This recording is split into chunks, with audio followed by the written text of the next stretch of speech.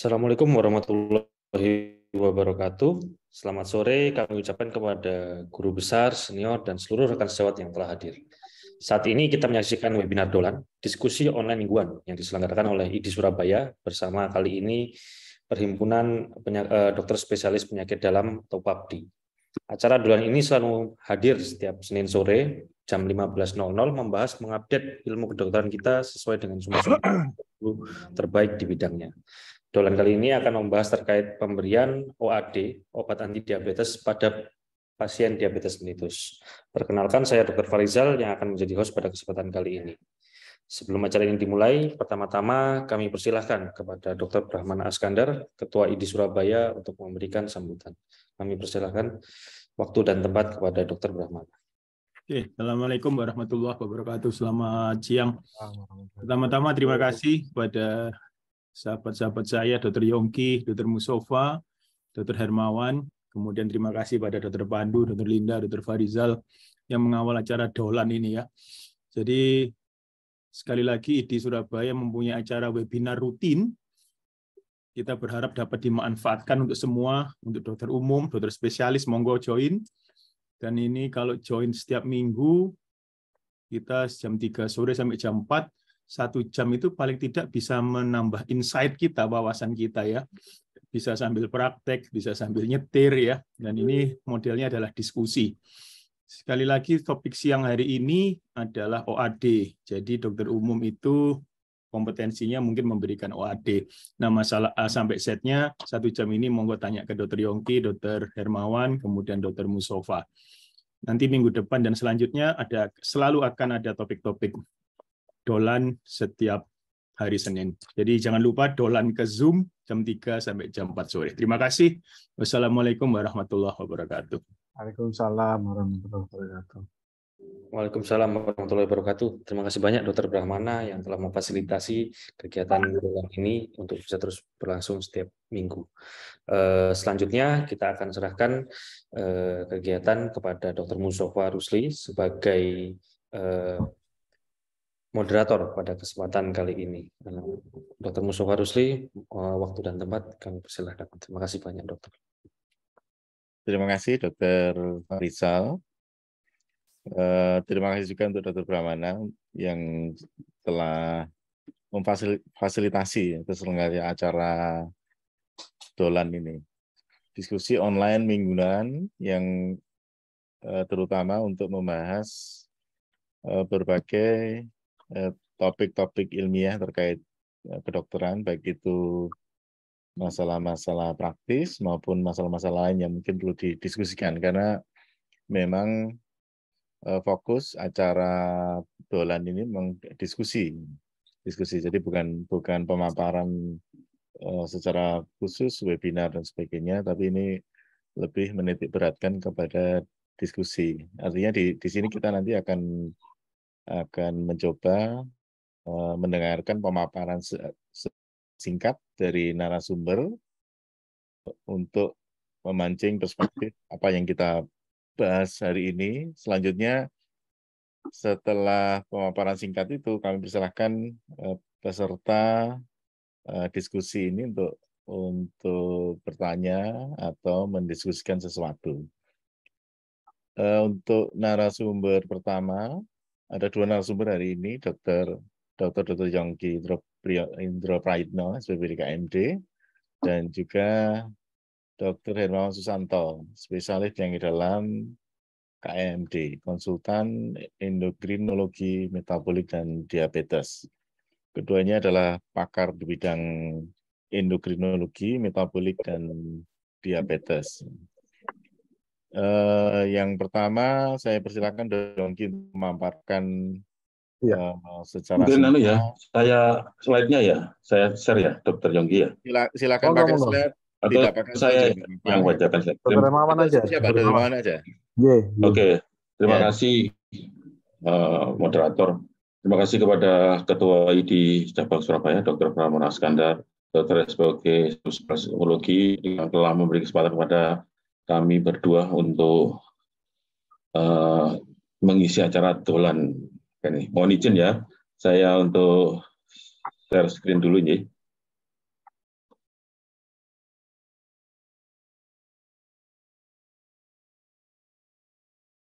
Sudah kelihatan ya? Belum maju, Mas. Nah, wis. Iya, ya. Oke. Kita sebelum kita berdiskusi sharing itu ya, cerita-cerita pengalaman kemudian mengenai diabetes ini, terutama obat oral anti diabetik ini, izinkan saya memberikan review dulu nih ya. Jadi diabetes mellitus itu merupakan suatu kelompok penyakit metabolik yang ditandai dengan satu, adanya hiperglikemi, kemudian yang disebabkan oleh dua, kelainan sekresi insulin, tiga, kelainan kerja insulin atau kita sering sebut dengan suatu resistensi insulin, dan yang keempat adanya keduanya. Jadi ada 4 hal. Satu, adanya hiperglikemi, kemudian disebabkan oleh kelainan sekresi insulin karena kerusakan sel beta pankreas baik absolut maupun relatif. Kalau absolut pada DM tipe 1, relatif pada DM tipe 2, dan gangguan kerja insulin. Artinya adanya resistensi insulin atau gabungan keduanya, ya. Kemudian menurut IDF ini tahun 2021, kita ini ternyata nomor 5.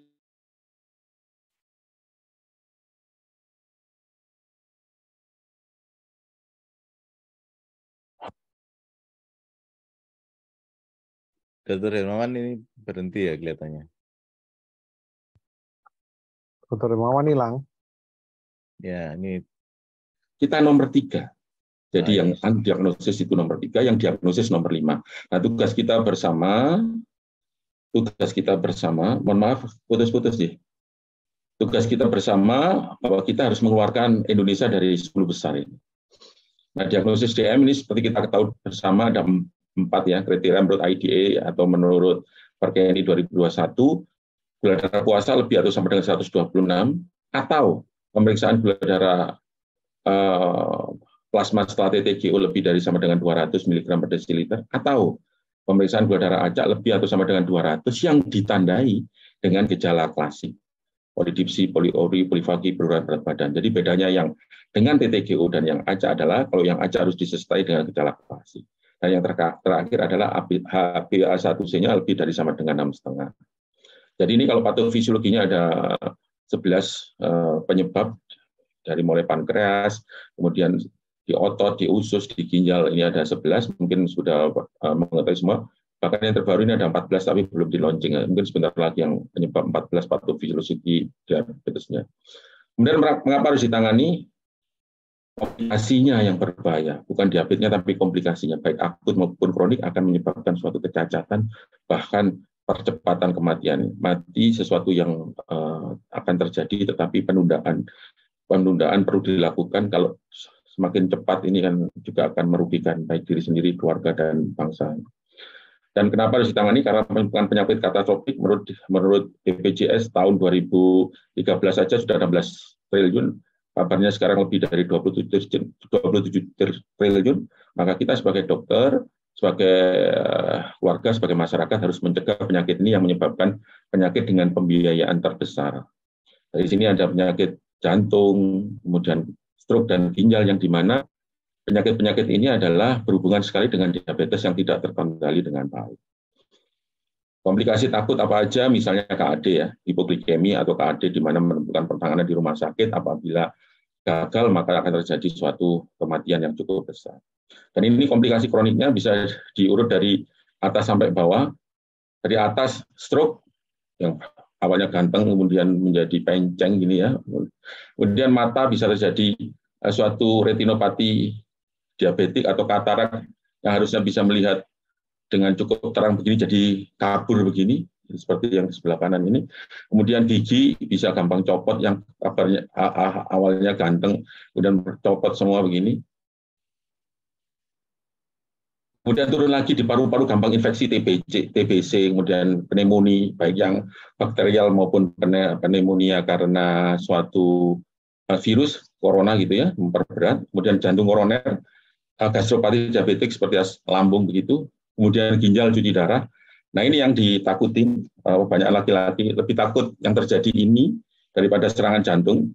Lebih ditakutin serangan di sini, yaitu suatu BMW, burungnya meneng wae, dibangunin tetap meneng wae. Kemudian yang terakhir adalah neuropati dan kaki diabetes. Kalau serangan jantung, walaupun kita bisa menyerang balik, tapi tidak ditakuti buat laki-laki, tapi yang ini yang ditakuti. Jangan sampai terjadi, mari kita cegah bersama-sama. Pengelolaannya jangka pendek menghilangkan keluhan, ya rasa tidak nyaman, ngantuk, lemes, letih, lesu, dan sebagainya. Kemudian jangka panjangnya adalah mencegah kecacatan dan kematian. Nah, fisik terapi diabetes itu ada 5 pilar sebetulnya. 5 pilar ini, yang pertama, enggak keluar gambarnya. Mohon maaf, yang pertama adalah edukasi.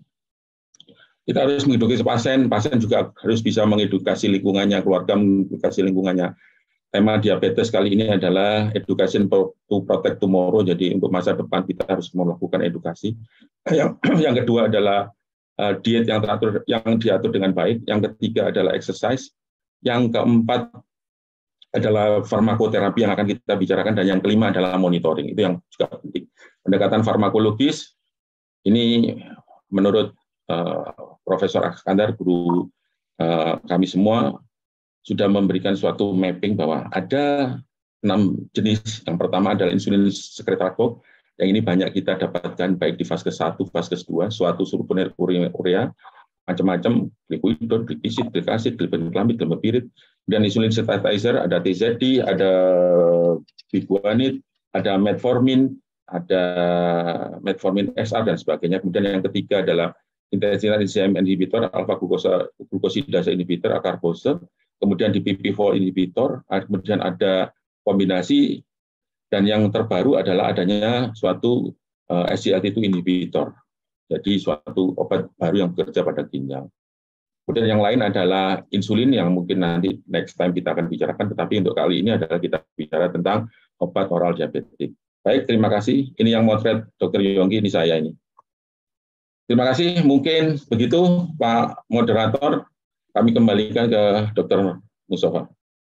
Ya, terima kasih Dr. Hermawan atas paparannya. Selanjutnya kami persilahkan untuk para peserta, para pemirsa acara dolan siang ini untuk bertanya atau berdiskusi, bisa lewat pertanyaan secara langsung, raise hand, atau lewat chat, atau lewat Q&A. Sebelum ada pertanyaan, saya coba ada satu pertanyaan di sini yang sudah ada satu pertanyaan, tapi ini cukup menohok ini langsung. Apa OAD terbaik saat ini menurut narasumber? Ya ini. Kami persilakan Dr. Hermawan atau Dr. Yongki. Dr. Yongki. Apa nanti saya terbaik saat ini ya?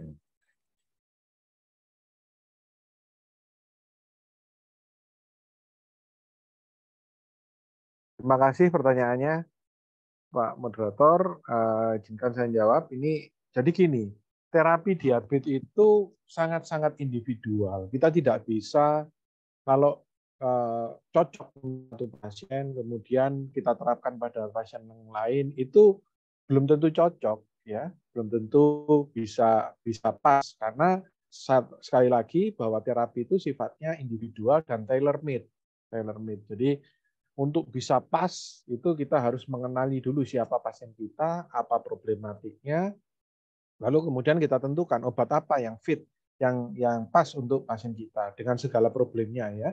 Sehingga kalau diberi pertanyaan, terus apa obat yang paling baik?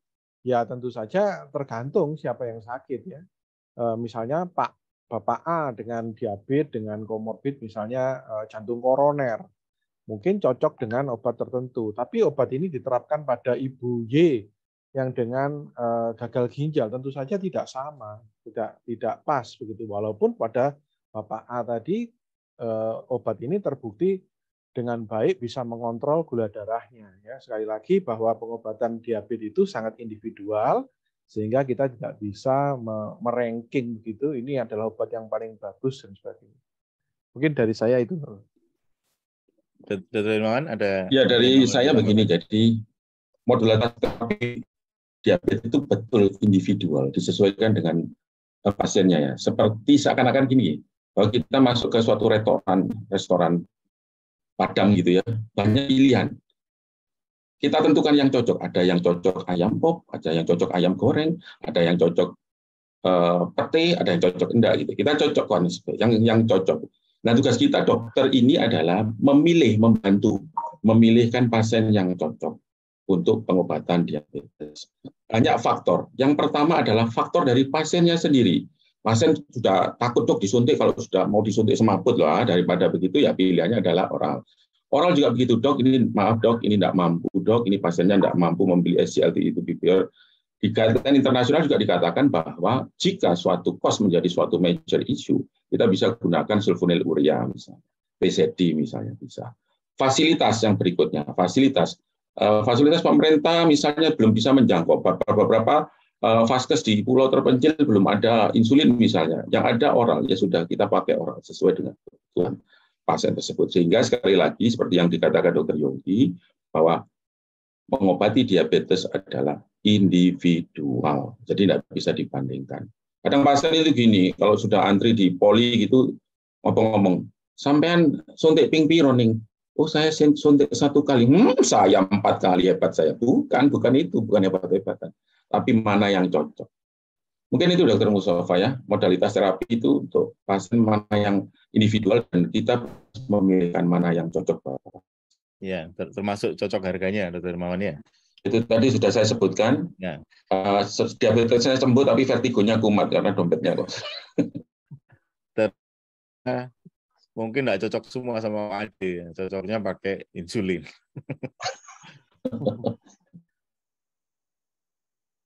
Ini saya teruskan aja. Kelihatannya ada pertanyaan yang mirip juga ini dari Dr. Sugiyarta. Bagaimana memilih obat yang terbaik berdasarkan sebabnya?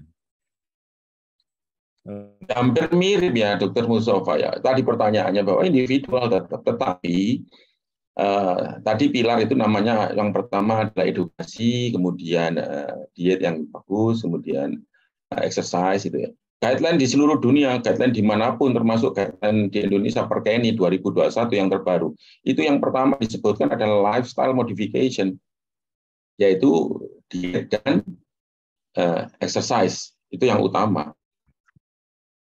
Pasien kadang-kadang merasa begini, aku harus berobat, harusnya aku tidak perlu diet, aku tidak perlu exercise, harusnya gula darah turun. Nah, itu kan harapan semua orang. Tetapi tidak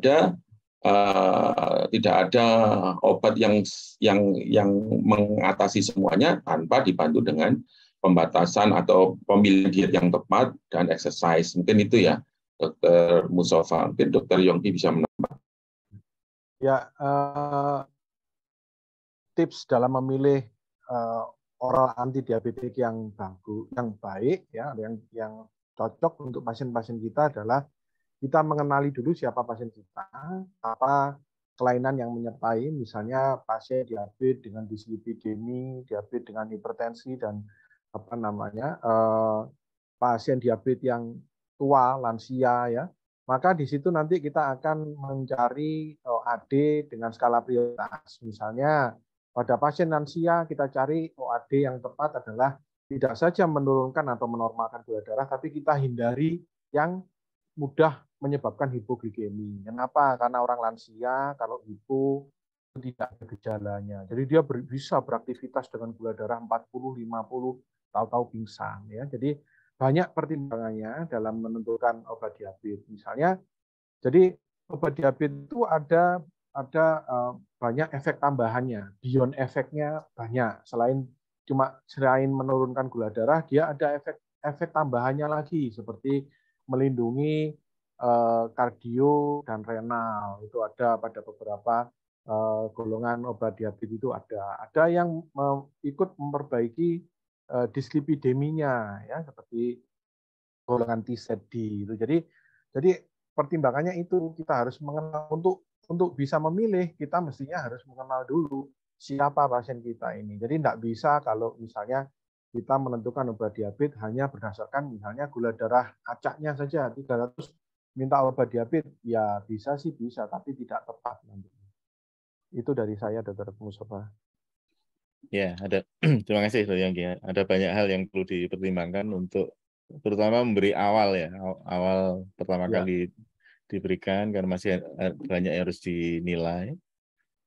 Kemudian pertanyaan berikutnya mungkin ini agak simpel, ini hiburan aja. Pioglitason termasuk yang mana, Dok? Yang mana, Tadi Dr. ada, Hermawan? Tadi disampaikan. tadi slide-nya di Dr. Hermawan tadi ada. Saya coba share screen lagi ya. Yang sensitizer. Iya. Sebentar. Tuh. Nggak bisa di slideshow. Tuh.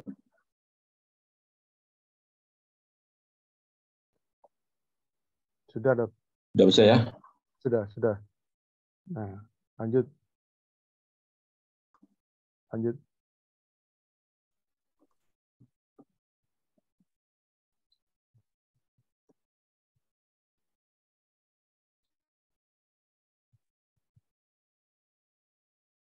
Nah, ini.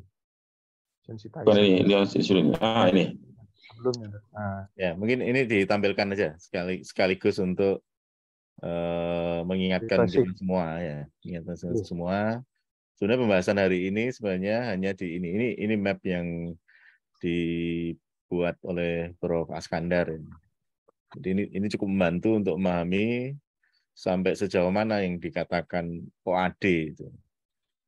Untuk mengalami diabetes mungkin tidak hanya ini ya, ada banyak hal yang masih harus dipelajari, tapi setidaknya ini yang paling sering dikerjakan sehari-hari. Ya. Jadi pioglitason masuk yang mana? Glitason itu masuk yang thiazolidinedione TZD itu suatu insulin sensitizer, suatu modalitas terapi pilihan jika metformin terdapat suatu efek samping pada GI. Jadi kadang-kadang metformin ini memang pilihan nomor 1 ya. Kalau di guideline itu dari dulu itu metformin dulu gitu. Tetapi ada efek samping yang tidak menguntungkan pada GI, misalnya perih, mual, muntah, diare. Jadi ada pilihan lain digunakan yaitu TZD. Dengan catatan pasien-pasien dengan menggunakan glitason, jangan yang pasien dengan mengalami gagal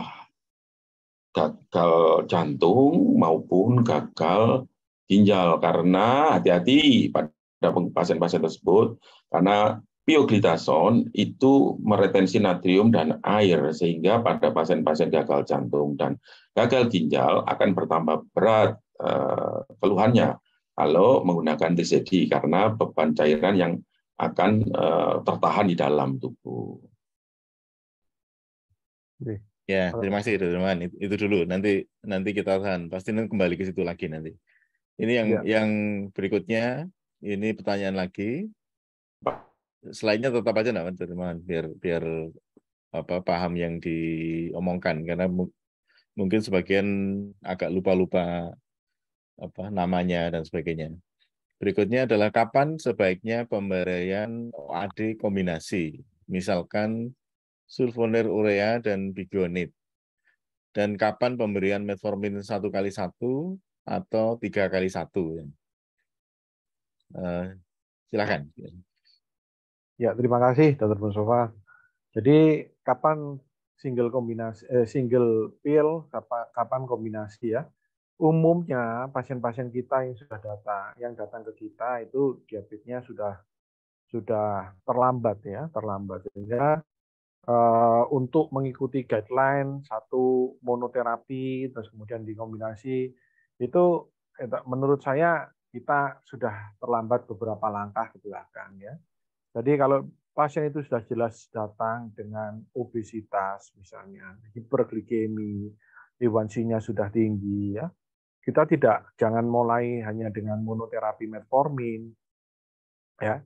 Kita harus mengkombinasi karena kita tahu pada dasarnya pasien-pasien kita itu akan terjadi peningkatan gula darah basal dan gula darah prandial. Kalaupun kita menggunakan metformin, itu akan lebih berefek pada gula darah basal, ya, gula darah yang dibentuk oleh tubuh dari pasien sendiri, dari pemecahan lemak.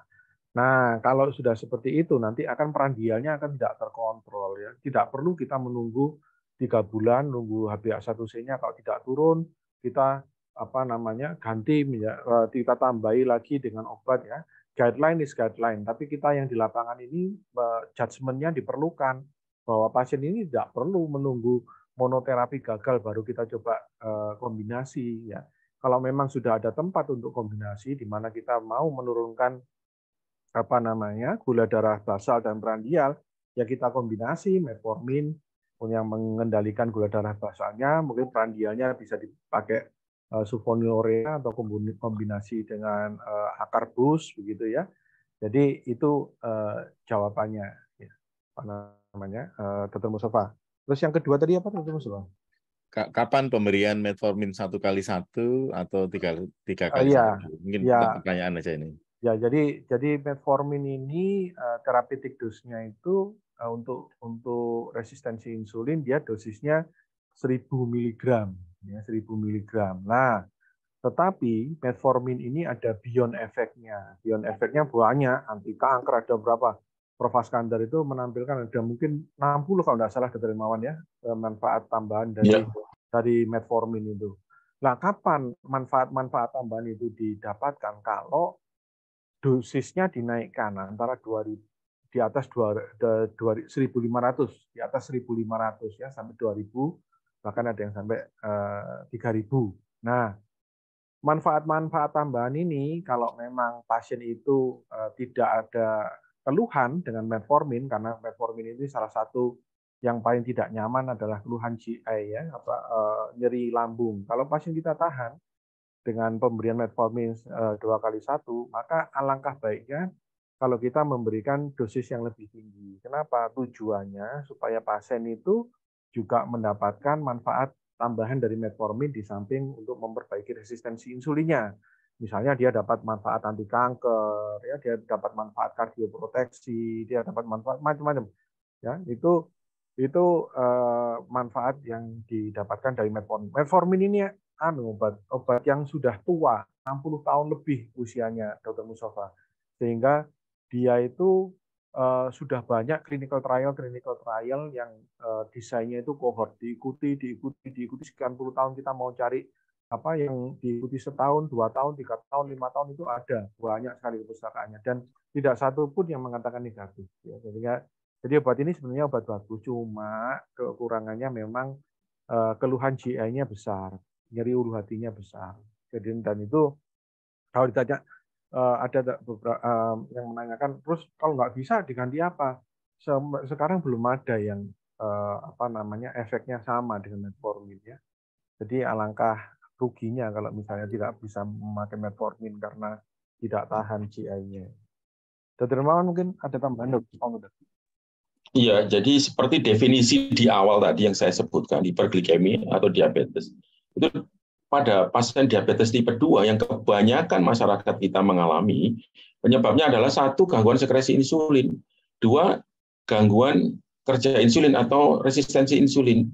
Atau keduanya ada di sini. Nah, kebanyakan adalah yang keduanya ini, gangguan sekresi insulin dan gangguan kerja insulin, adanya resistensi insulin.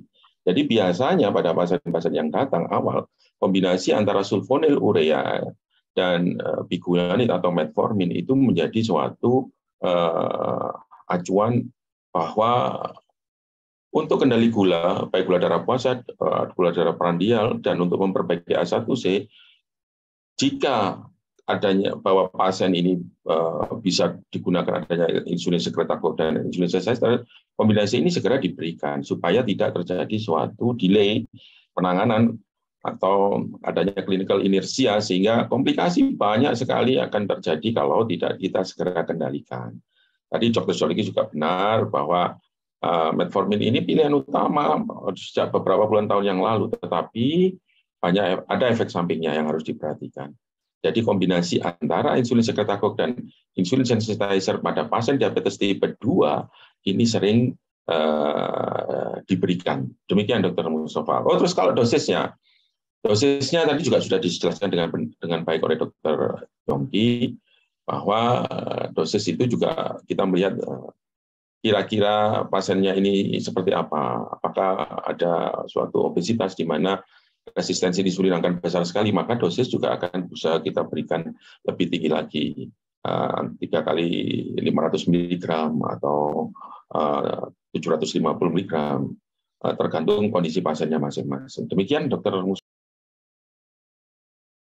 Ya, terima kasih, Dr. Maman.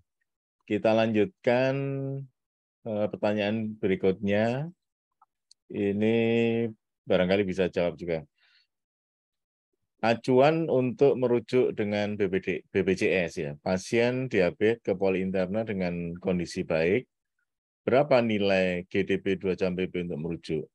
Barangkali tahu. Oh, itu ahlinya Dr. Mawan itu. Kalau BPJS itu. Saya amit mundur saya. Saya juga nggak tahu. Nggak paham. Jadi gini, jadi kalau di guideline Perkeni itu disebutkan bahwa kalau 3 bulan gagal mencapai target kendali gula, HbA1c lebih dari 7,5 setelah 3 bulan pemberian OAD gagal, maka biasanya pasien membutuhkan suatu inisiasi pemberian insulin, gitu ya, terutama insulin basal. Dan di saat itulah maka biasanya dari vaskes 1 akan merujuk ke vaskes 2 yang lebih tinggi untuk pertimbangan pemberian atau istilahnya saran untuk pengobatan selanjutnya dengan pasien yang gagal OAD selama 3 bulan ini. Nah, setelah nanti ditangani dengan baik di vaskes tingkat lanjut, jika kadar gula stabil di bawah 180, targetnya adalah di bawah 180, untuk target 2 jam PP atau gula darah acaknya di bawah 180, maka vaskes tingkat lanjut atau vaskes 2 akan mengembalikan ke vaskes 1 untuk dilanjutkan itu.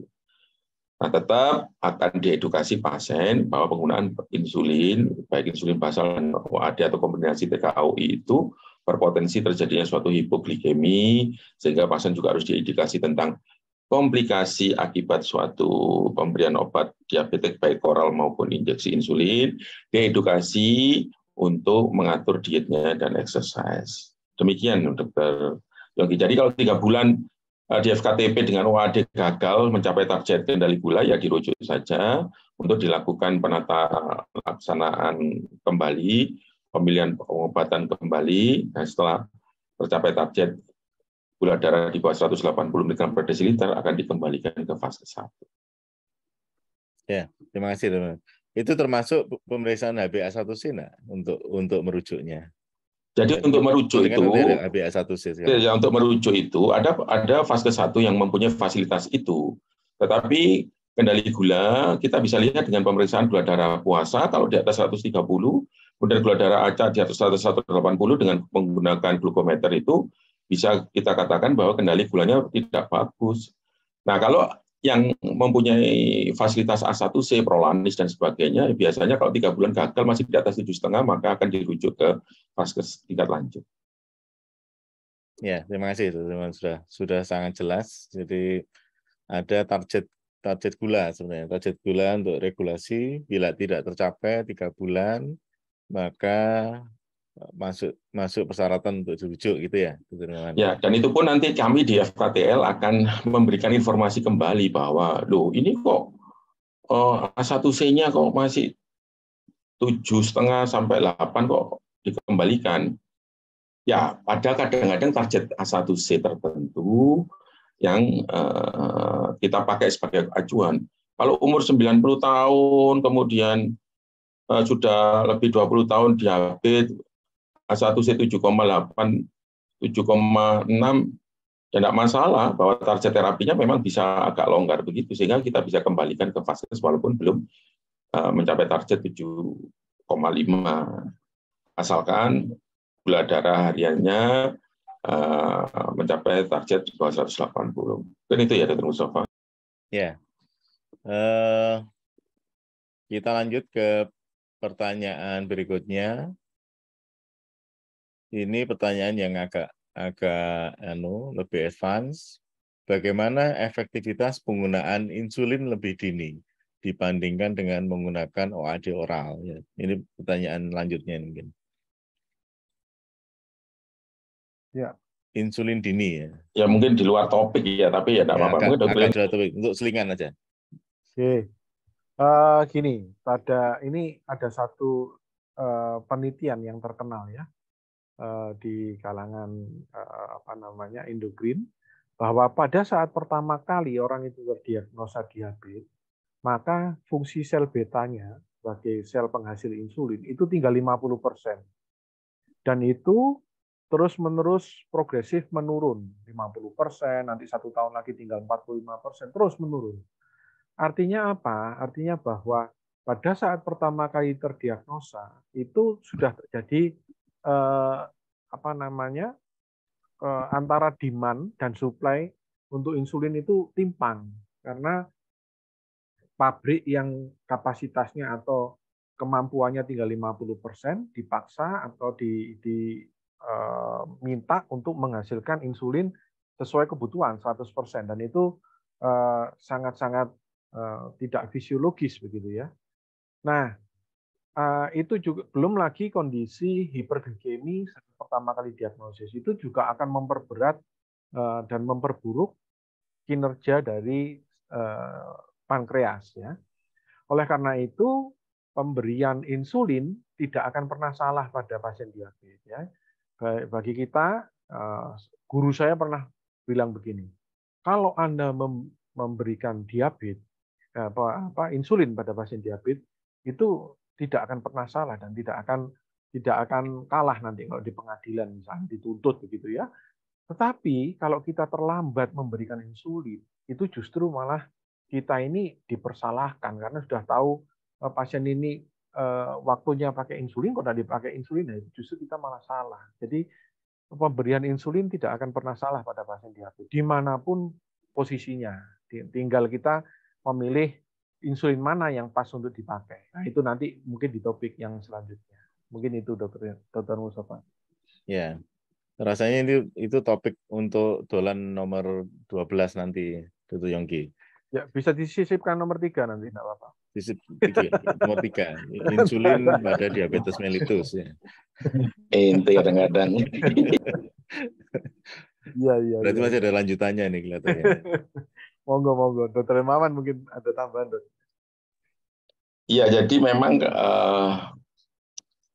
pasien datang ke kita itu sudah dalam kondisi dedel duel ya sebetulnya. Iya. Jadi makanya itu bahwa screening itu penting. Kalau usia 40 tahun ke atas itu medical check up itu penting. Jadi kita harus aware gitu ya. Jadi melakukan check up itu sangat penting. Yang berikutnya adalah ketika pasien datang dengan A1C lebih dari 9, kemudian gula darah puasa lebih dari 250, gula darah 2 jam PP atau acaknya lebih dari 300, maka inisiasi insulin dan injeksi yang lain, GLP-1 segala macam itu bisa diberikan. Tetapi kembali lagi bahwa banyak faktor yang menghalangi kita memberikan inisiasi insulin ini tadi. Kalau kita ngomong efektif, kalau gula darah lebih dari 300, gula darah puasa lebih dari 250, A1C lebih dari 9, itu artinya bahwa memang insulin diperlukan. Insulin impor dari luar tubuh itu dibutuhkan. Karena tubuh tidak mampu menghasilkan insulin dengan baik dan tidak bisa bekerja dengan baik insulinnya. Sehingga impor insulin dari luar itu dibutuhkan. Tetapi kembali lagi, bahwa ada faktor-faktor lain yang mencegah terjadinya pemberian insulin. Satu, faktor pasien takutlah, mitosnya bahwa insulin akan ketagihan, insulin akan menimbulkan bahwa akan jelek lah segala macam mitos itu. Yang kedua, dokternya sendiri juga bisa takut hipo, terus kemudian pasiennya lari dan sebagainya. Yang ketiga, fasilitas dari tempat kita, apakah harganya murah, bisa dijangkau. Kalau bisa beli, apakah ada stoknya di suatu daerah terpencil dan sebagainya. Itu problem kita semua. Jadi kembali lagi, memang guideline mengatakan bahwa insulin pada kondisi tertentu dengan A1C yang tadi saya sebutkan, gula darah yang saya sebutkan tadi, memang insulin atau injeksi yang lain seperti GLP-1 itu cukup bagus. Guideline terbaru juga mengatakan bahwa injeksi GLP-1 bagus, tetapi apakah semua tersedia? Ya, kita bisa melakukan apa yang bisa kita lakukan. dengan memberikan obat-obatan yang disepakati kita dan pasien. Setelah tentunya kita jelaskan efeknya, jelaskan manfaatnya dan sebagainya. Mungkin itu ya Dr. Mustafa. Ya, terima kasih teman-teman, sudah cukup komprehensif. Berikutnya ada satu pemeriksaan tentang testing ya. Seberapa perlu pemeriksaan HOMA-B dan HOMA-IR sebelum pemberian obat? Ini berarti cukup baca ini. Tadi Dr. Yongki mengatakan kalau kita terdiagnosis diabetes sekarang, sebetulnya sudah terjadi 5-10 tahun yang lalu, di mana sel beta pankreas berkurang. Nah, sebetulnya pemeriksaan HOMA-B, HOMA-IR itu kan cukup mahal, ya tidak semua fasilitas apabila Vaskes 1 ada. Jadi kita melihat efektivitasnya. Kalau beta pankreasnya sangat kecil sekali, sehingga kita paksa untuk pemberian sulfonylurea untuk sekret akut juga tidak akan mampu, sehingga yang diperlukan adalah insulin dan kombinasi sensitizer insulin di perifer, gitu ya, pemberian obat itu. Tujuannya untuk itu, untuk melihat itu sebetulnya. Tetapi kalau Vaskes 1 tidak. Mungkin ya tidak ada, bahkan mungkin ya bukan mungkin tidak ada ya. A1C saja kadang mungkin, kadang-kadang tidak. Mungkin itu ya. Kalau kita lanjutkan, apakah pemeriksaan HOMA-B dan HOMA-IR ada di panduan Perkeni? Bagaimana, teman-teman? Untuk panduan secara garis besar, untuk panduan untuk pemeriksaan guideline di seluruh dunia biasanya hanya gula darah puasa, 2 jam PP, acak dan A1C. Kriteria diagnosa tidak ada, kriteria diagnosa tidak ada di situ.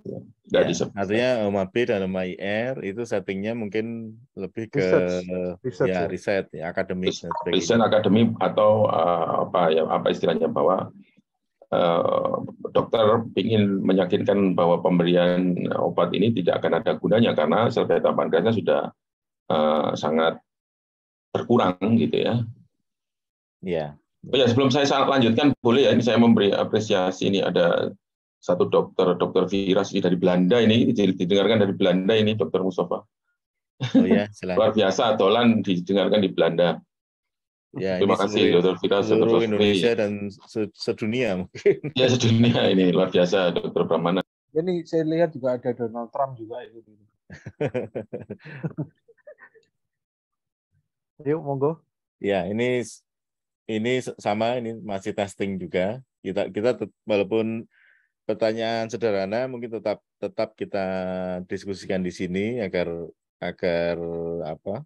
Ya, setidaknya pengetahuan kita tentang diabetes dan khususnya OAD semakin komprehensif baik di level FKTP maupun sampai lanjut barangkali.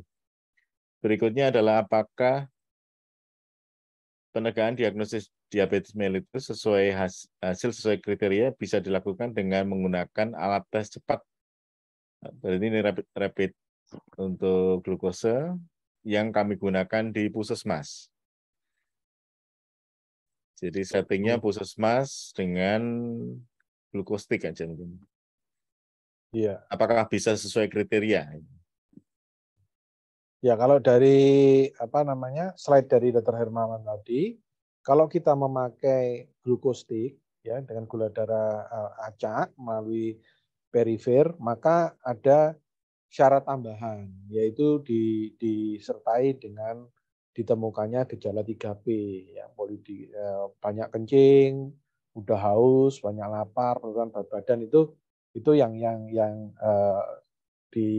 menurut konsensus seperti itu. Kalau konsensus ini kita pakai pegangan ya, karena ini adalah kesepakatan yang kita pakai untuk mendiagnosa kalau ini. Kalau ini jangan variasi, jangan dimodifikasi ya. Ya memang pada konsensus Perkeni, maka yang sebenarnya dibicarakan angka 126, 200 dan sebagainya itu adalah glukosa plasma sebenarnya. Ya.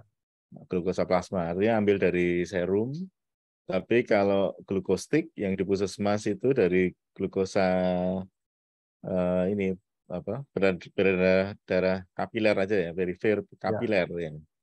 Jadi tidak bisa secara langsung menggambarkan kadar glukosa plasma. Mungkin Ya. kira-kira seperti itu. Ya, tapi memang untuk glukostik itu memang ada konversinya dari sekian miligram. Tetapi bisa, gitu ya. Tapi tetap bisa bahwa kalau misalnya gula darahnya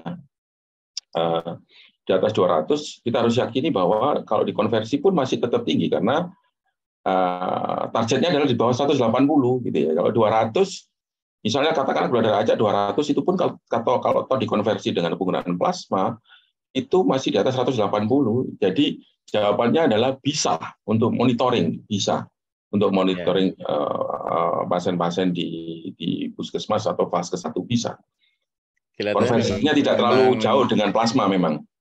Memang kalau glukostik peruntukannya memang lebih ke monitoring sebenarnya, bukan untuk diagnosis. Ya, penegaan diagnostik awal ya, menentukan seseorang itu diabetes atau bukan, karena menentukan awal diabetes atau bukan itu kadang kan perlu lebih meyakinkan. Ini kan yang hal ideal, tetapi kalau di perifer itu kita bisa pakai patokan untuk itu.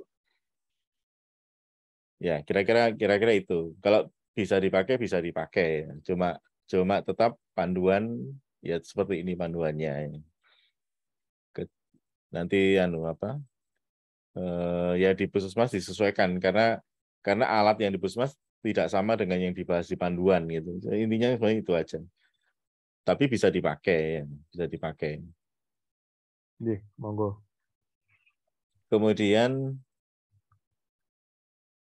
ini mulai masuk case pada pasien CKD yang awalnya mempunyai diabetes mellitus, apakah harus tetap minum OAD meskipun gula darahnya normal, kurang dari 200 misalkan? Ya, silakan Dr. Yongki, Dr. Dermawan.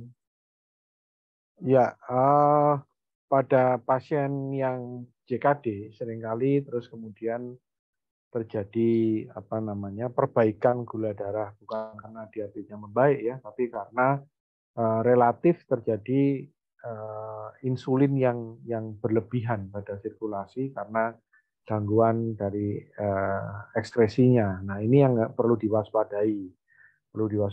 Kenapa? Karena pasien CKD akan cenderung lebih mudah untuk mengalami hipoglikemi. Oleh karena itu, kalau kita memilih OAD ya, pada pasien-pasien CKD, maka kalau sedapat mungkin yang non-insulin dependent. Non-insulin dependent itu apa? Yang bekerjanya tidak mengandalkan lagi pada insulin. Ya, tadi kan disinggung sama Dr. Dermawan ya. Untuk terjadi hiperglikemi itu ada banyak jalur. Gitu, ya. Dari 8 naik jadi 11, naik jadi 13 ya, banyak sekali jalur. Artinya kita mencegah hiperglikemi itu tidak, kalau dulu kita mengandalkan insulin, baik itu insulin dari luar maupun insulin endogen, sekarang itu masih banyak jalur lain yang bisa dipakai. Nah, jadi kalau pasien CKD jangan memilih sediaan-sediaan yang insulin dependent, yang kerjanya mengandalkan pada insulin. Contohnya kita bisa pakai akarbus ya. Akarbus itu menghalangi penyerapan karbohidrat pada saluran cerna, pada usus. Itu mungkin akan lebih aman karena efek hipoglikeminya rendah. Salah satunya itu. Itu Dr. Mustafa. Dr. Dermawan ada tambahan? Iya, jadi CKD itu gradasinya banyak ya. Stage 1 sampai stage 5. Hati-hati pada stage 5 dengan GFR, estimasi GFR kurang dari 30. Kadang-kadang memang seperti dikatakan Dr. Yongki tadi bahwa justru tidak memerlukan obat diabetes karena insulinnya relatif terakumulasi, tidak bisa didegradasi di ginjal. Dengan pemilihan banyak sekali. Kriteria EASD dan AID yang terbaru, pasien-pasien dengan CKD, ada modalitas terapi pilihan, misalnya GLP-1 atau SGLT2 dengan catatan GFR-nya tidak kurang dari 30 atau sedang dalam kondisi cuci darah. Hati-hati juga pemberian metformin, GFR kurang dari 30 juga akan tidak disarankan. Jadi tergantung juga CKD-nya stage mana itu pemberian ini. Kita harus waspada, itulah pentingnya suatu monitoring pemeriksaan gula darah. Apabila pasien-pasien dengan DKD yang stage 5 tidak memerlukan insulin, atau DKD atau diabetes kidney disease yang stage 5 tidak memerlukan insulin atau pemberian obat-obatan, maka monitoring sangat penting, pemeriksaan mandiri gula darah itu penting. Atau kalau tidak ada, edukasi lagi bahwa tanda-tanda hipoglikemi begini loh, berdebar, keringat dingin, terus penanganannya begini loh, dan itulah yang harus dilakukan pada pasien, edukasi. Mungkin itu tambahan dokter. Ya, ini kelihatan waktunya semakin mepet. Ini ada satu pertanyaan yang mungkin ini betul pertanyaan kalau ini kelihatannya. Selamat siang dok, bagaimana cara memulai pengobatan pasien yang baru terdiagnosis DM? Berapa lama terapi diberikan sebelum kita menyesuaikan dosis? Apakah semua pasien dimulai dosis rendah kemudian dinaikkan? Atau apabila gula darah awal sudah tinggi langsung diberi dosis tinggi? Terima kasih. Ya, ini inisial OAD mungkin ya yang dimaksudkan. Sekali lagi, aja. Ya, sekali lagi Dr. Mustafa, untuk bisa memulai OAD, kita harus mengenali pasien kita. Mengenali pasien kita, tidak hanya kita tahu pasien kita pasien diabetes, tetapi juga mengenali problem apa yang menyertai pada pasien kita. Itu adalah dasar pemilihan OAD. Karena kita memilih OAD itu tujuannya tidak hanya menurunkan gula darah. Kalau dulu memang seperti itu. Bagaimana caranya, nggak tahu, pokoknya gula darahnya turun. Kalau sekarang tidak. Avoid hipoglikemi termasuk salah satu prioritas, ya. Jadi diabetes menurunkan gula darah dan menghindari hipoglikemi. Kita harus tahu karakter pasien kita ini yang mana. Kalau dia cenderung atau mudah untuk terjadi hipoglikemi, ya jangan pilih obat yang hipoglikemi kuat. Gitu. Kalau dia ada penyakit penyerta, pilihlah yang mendapatkan manfaat tambahan selain menurunkan gula darah. Jadi itulah pesan saya kalau mau menginisiasi pasien terapi diabetes, jangan hanya melulu konsentrasi pada penurunan gula darah, tetapi pahamilah siapa pasien kita dan pahamilah apa problem-problem yang menyertai pasien kita. Begitu Dr. Mustafa. Ya, saya juga masih ingat salah satu guru kita ya, menurunkan gula darah setinggi apapun itu sebenarnya tidak ada masalah ya, bisa diturunkan. Tapi masalahnya orangnya hipoglikemi atau tidak ya pada akhirnya. Kebablasan apa enggak ya? Ya, karena kita tinggal diberikan dosis insulin setinggi-tingginya maka akan turun ya. Tapi turun dengan hipoglikemi mungkin ya. Jadi ya benar yang kita tadi. Mungkin Dr. Dermawan ada tambahan untuk ini. Ya, kalau kita bicara tentang hal ideal ya. IDA, American Diabetes Association, dan European, ASD, itu memberikan guideline terbaru. Kalau pasien DM, kita lihat, ada enggak risiko ASCVD, arteriosklerosis cardiovascular disease. Jadi misalnya, adanya hipertensi, adanya dislipidemi, adanya obesitas, itu merupakan risiko ASCVD. Ada enggak risiko itu? Yang kedua, ada established ASCVD, sudah terjadi, sudah stroke, sudah gagal ginjal. Kemudian ada nggak HF, hipertensi heart failure, adanya gagal jantung. Nah, kalau ada hal ini, maka pilihannya adalah SGLT2 inhibitor yang paling bawah ini. Atau kalau injeksi adalah GLP-1, pilihannya adalah itu. Tetapi di sisi yang lain, guideline itu juga mengatakan bahwa jika cost menjadi suatu major issue di satu tempat, maka tetap aja pemberian sulfonylurea dan TZD dan metformin ini bisa menjadi pilihan jika harga menjadi masalah. Jadi kembali lagi, mengobati pasien itu tetap individual. Pasien dengan CKD stage 5 tidak bisa gunakan metformin. Ya, kita menggunakan seperti yang tadi Dr. Yongki sarankan, misalnya pakai akar pus misalnya. Atau kalau misalnya duit tidak masalah, kita bisa menggunakan pemilihan modalitas terapi oral yang lain, bahkan injeksi yang lain. Jadi memang sangat individual dan sangat butuh komunikasi antara pasien dan dokter. Mungkin itu ya, Dr. Mustafa ya. Ya, terima kasih Dr. Hermawan. ini kurang 1 menit lagi. Jadi kita Closing statement. mau closing langsung atau diteruskan ini? Closing statement. Saya yang ikut moderator. Ini injury time, bisa ada goal di injury time nanti. Baik, memang sebenarnya masih cukup banyak pertanyaan, atau sebenarnya bukan pertanyaan, ya diskusi ya. Barangkali sebenarnya sudah paham juga, tetapi kita ingin saling mengkonfirmasi yang kira-kira pemahaman kita sudah sesuai enggak dengan guideline yang terbaru saat ini. Karena diabetes sudah sekian lama diobati, bisa saja para dokter mengobati dengan gaya lama ya. Tapi tentu saja kan selalu ada update yang perlu kita pahami ya, karena itu melekat pada profesi dokter untuk selalu update. Acara ini juga diselenggarakan untuk itu, ya, artinya kita dengan secara ringan memahami berbagai hal yang pada akhirnya ya update juga, karena yang kita pakai adalah yang terbaru. Tapi memang kelihatannya acara 1 jam ini masih belum cukup untuk semuanya.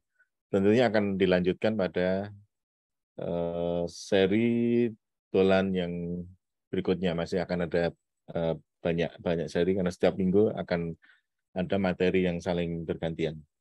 Baik, terima kasih atas segala sharing dari Dr.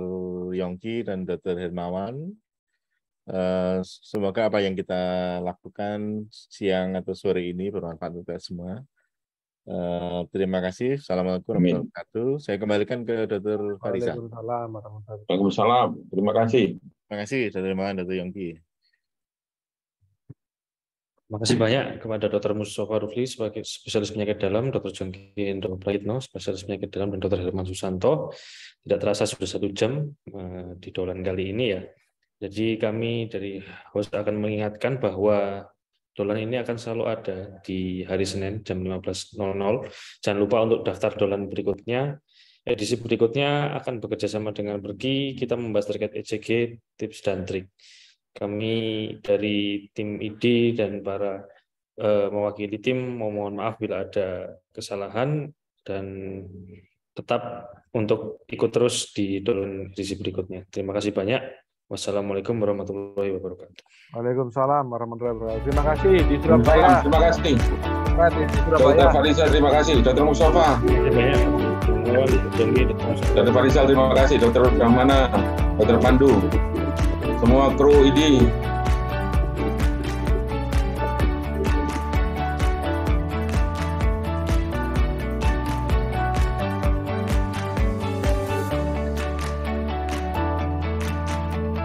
Izin meninggalkan ruangan meeting.